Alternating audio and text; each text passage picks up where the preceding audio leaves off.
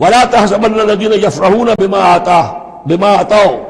اور نہ سمجھے وہ لوگ کہ جو اگر کچھ دے دیتے ہیں، کچھ نیکی کر لیتے ہیں، جو کچھ کیا ہے تو اس پر فرح بہت یعنی اینٹ رہے ہیں، اینڈ رہے ہیں، اکڑ رہے ہیں، ہم نے یہ کچھ کر دیا ہے۔ وَيُحِبُّونَ أَن يُحْمَدُوا بِمَا لَمْ يَفْعَلُوا، اور اس سے بھی اگلا درجہ ان لوگوں کا ہوتا ہے جو چاہتے ہیں کہ ان کی تعریف کی جائے ایسے کاموں پر جو انہوں نے کیے ہی نہیں ہیں۔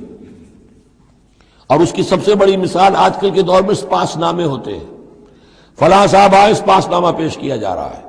جو ان کے کہیں ساتھ پشتوں میں بھی کوئی کام ان سے نہ ہوا ہو وہ بھی ان کے کھاتے میں ڈال کر، یہ جو چاپلوسی ہوتی ہے تو وہ پسند کرتے ہیں اس کو۔